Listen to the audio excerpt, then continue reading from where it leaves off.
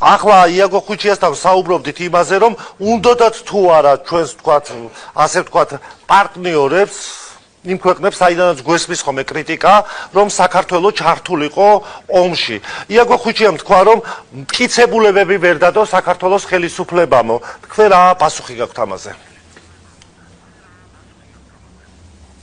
მოგესალმებით, ახო მივესალმები საზოგადოებას.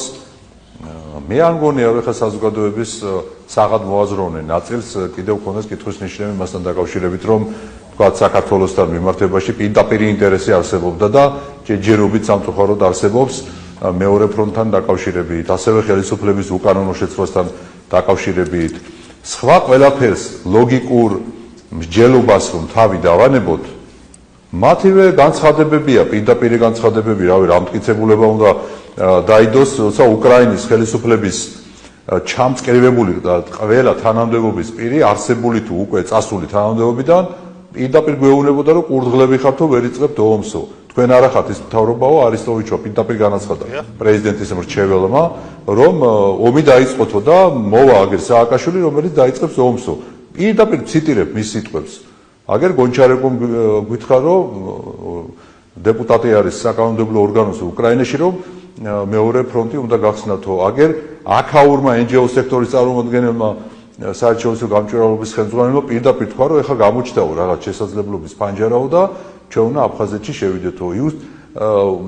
უშიშროების საბჭოს მდივანი დანილოვი, ვინც არის არ ვიცი ხა არ კი არა არის თუ არა თანამდებობაზე უკრაინაში, ასევე მან თქვა, რომ უნდა გაისერინოთ ქართველებმა აფხაზეთშიო და შეგვეშველოთო უნდა ბავშვების და მოხუცების დახოცვაშიო. ამერიკის ბაკეინის ინსტიტუტის დირექტორი ქალბატონი ფარკასი, რომელმაც პირდაპირ თქვა, რომ მე რა რუსები შემოვლენო საქართველოშიო, მაგრამ თქვენ გამოცდილება გააქვთო პარტიზანული ბრძოლისო და მე რა ამასო თქვენო დაიწყებდო ბრძოლასო და ჩვენ გვერდში დაგიდგებითო და უკრაინას როგორ დაუდგენ გვერდში ჩვენ ხედავთ.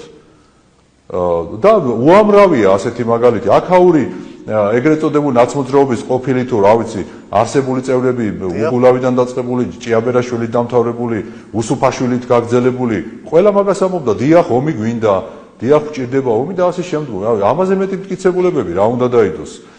ამას გარდა ფაქტია და მოცემულობაა ის, როდესაც საქართველოსთან მიმართებაში ინტერესი პირველი იქნებოდა ბუნებრივია. ეხა იქ რუმინეთზე იყო საუბარი, თუ სწორად გავიგე და სხვა ქვეყნებზე და ეხა უხერხულია ამაზე ეხა კამათი, რომ ეხა რუმინეთში რუსეთის ინტერესი ომის დაწყებასთან დაკავშირებით და საქართველოში ერთი და იგივეა. რუმინეთში რომ ომი გააჩაღოს, ეხა რუსეთმა იქ ძალიან დიდი არგუმენტები უნდა ქონდეს. მოლდოვაზეც საუბრობდა, აი მოლდოვა როგორც მოიქცა. ბატონო? მოლდოვა როგორც მოიქცა. მოლდოვაში რა სიტუაცია გვაქვს, ჩვენ კარგად ხედავთ, ხო? როგორ მოიქცეო მოლდოვა SNG-ს წევრია? შევიდეთ SNG-ში? SNG-ს წევრია მოლდოვა და რა შევიდეთ? კორუფციის ჭაობია იქ, საერთაშორისო ინსტიტუტები აფასებენ და კორუფციაში ჩავიდეთ, ანუ რეგრესი განვიცადოთ? რა ეგ არ მგონია რომ რელევანტური შედარება იყოს ახლა. ანუ უკრაინას გვადარებდნენ. აი ეს კარგი მაგალითია. აი როგორც უკრაინა ებრძვისო, მაკეინის ინსტიტუტის დირექტორმა თქვა, რუსეთსო, აი ესე უნდა იყოთო თქვენო. დემოკრატიაო ვითარდება უკრაინაშიო, საქართველოში დემოკრატია უკან მიდისო. ანუ სადაც არის ომი, თურმე იქ არის დემოკრატია, სადაც არის მშვიდობა, იქ არ არის დემოკრატია. აი ეს იყო მათი პირდაპირი ნარატივი და ამაზე მეტი მტკიცებულებები რა შეიძლება იყოს.